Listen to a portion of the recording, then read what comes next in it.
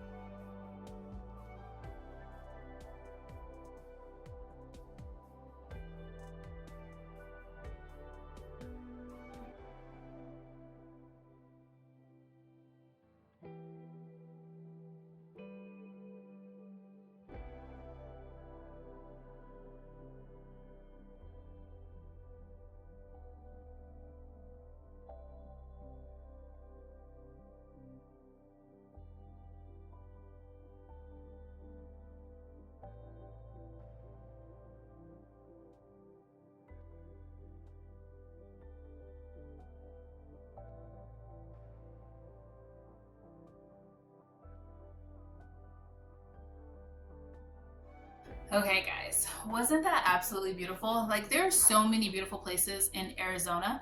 And I think when people look at my channel and they realize that I'm in Phoenix, Arizona, which gets to be like 100 and like 19 to 20 degrees, they just think that it's going to be like miserable all the time.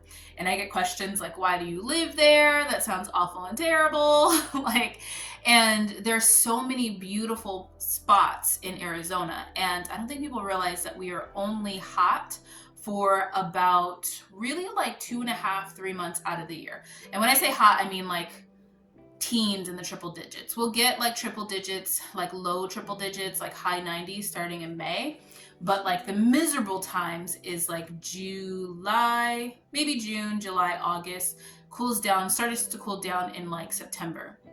When I say cool down, I mean like 90s. Okay, sorry about that. My phone ran out of space and my bun was just not bunning today. So anyways, I wanted to show kind of like different parts of Arizona, especially during this time, because this time we have like grass, like naturally growing grass. All of that green, no, it won't be there when it is like in the middle of the summer, like it'll be dry or like non-existent. But for right now, it's all beautiful and green. And that's the majority of the year in Arizona. Majority of the year is not blazing hot, just those couple of months. We even have wild horses there too. I tried to find some of them, but they're wild horses, so they come out whenever they want to come out. They drink from the river, so a lot of times once it's like in the middle of the day, they'll like sleep, but like early in the morning, you'll see them come out and drink from the river before they go off to wherever they want to go. But that place has a bunch of wild stallions there. So beautiful. Okay, next I want to talk about flour, because I have a ton of flour. I bake bread, I bake challah bread every single week for Shabbat, and we have cookies and stuff like that, and pies and quiches and all that throughout the week as well. So I go through a lot of flour. Now, I want to talk about the type of flour that I use, because there's so many different enrichments in flour that aren't like the healthiest thing for you. So I am always on a quest to find an organic flour, which this one's from Trader Joe's, an organic flour that isn't enriched with anything. Like, as you can see, that, hopefully that focuses, that literally just says organic unbleached wheat flour. Now, this is hard to find, because even when you're spending a lot of money for like these different types of flours, they're still enriched with the same thing that the cheap flours are enriched with. Even though they say organic, even though they say like, you know, specially processed and life and all of that jazz, it's still the same flour, like, well, the same like type of flour with all of these different additives. Now, I might get the pushback of, well, when you grind flour and you separate it, you don't have the nutrients that you would have like in your flour. And yes, which is why I also grind my own wheat berries, which I'll show you my grinder. So I have the Nutri-Mill, which I got on Amazon. I will link this down below for you guys. So every time I make like a bread or something like that, I actually take wheat berries and I grind them. And that way I put all of those like all of those things, like those minerals and just nutrients, back into the flour. So I don't like completely like whole berry, like germed included, like the germ included, like made bread, because it is the most densest thing ever. So flour, like just flour like this, where there's no germ left in it, it's just like the sifted flour, that helps it to where it makes it like fluffier, but it doesn't have any of the nutrients in it, because yes, it's all sifted out. But if you blend your own berries, you can add that back into it, and then, you know, it's a lot healthier option because you don't have anything synthetic.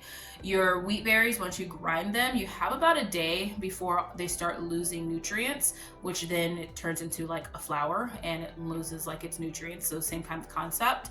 But if you're using them like that day, like when I make my challah, I grind my wheat berries the same time that I'm making the challah, so that then it's not like they've been sitting for a day, but all of those nutrients you guys still get. And those nutrients are so important in a person's diet, because they add so many like just nutrients. Like the main nutrients that you need is found in wheat. Like wheat can keep you alive if you just had wheat and water, which is why in a lot of certain countries they will give them porridge, which is wheat and water. So anyways, when I do get my flour, I store it first in the refrigerator. I have 3 bags that are from our freezer stash right now. This is the last of our freezer stash for this year. You want to look at the date that it expires because it does get skunky when you go past like the expiration date on flour. At least past like, I would say like a year. So you want to make sure that you're checking your flour because otherwise it'll get a little skunky smelling. Now I put it in the freezer to kill any bugs, but I am really big on not having bugs. So I also pre-sift my flour that I'm putting into my flour buckets. So I have a small flour bucket that I use when I'm just baking. So this is like my baking bucket so that then I don't have to pull out my big one. And then I just fill this baking bucket as I need it. And then I sift into this big one that has this really cool, let me show you guys this because I don't know, I was impressed.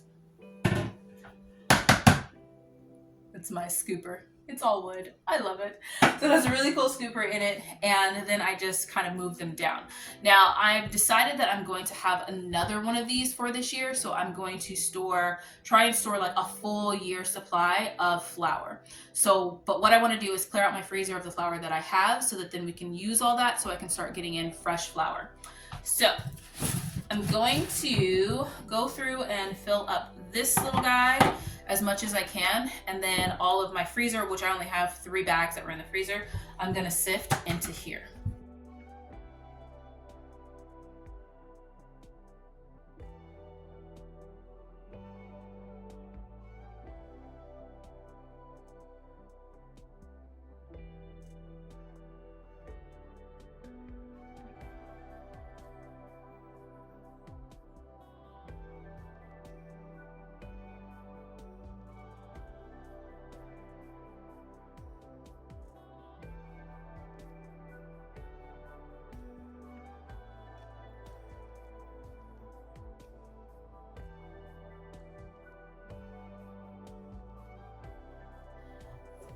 Okay guys, so I've only found something ever once. As you can see, there's nothing in that first round of me sifting, but I do this because it ensures that I'm not losing like this whole thing of flour to like a bunch of bugs.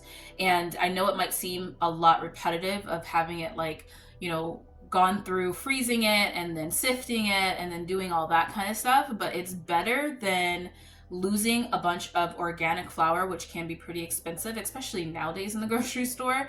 And I don't want to lose like that full bag because of like weebles, and weebles are weebles, so they will weeble if given the chance. So to keep everything clean and kosher, I am just going to sift it all out, go through the extra work, and make sure that it's stored properly so that then we're not wasting our food.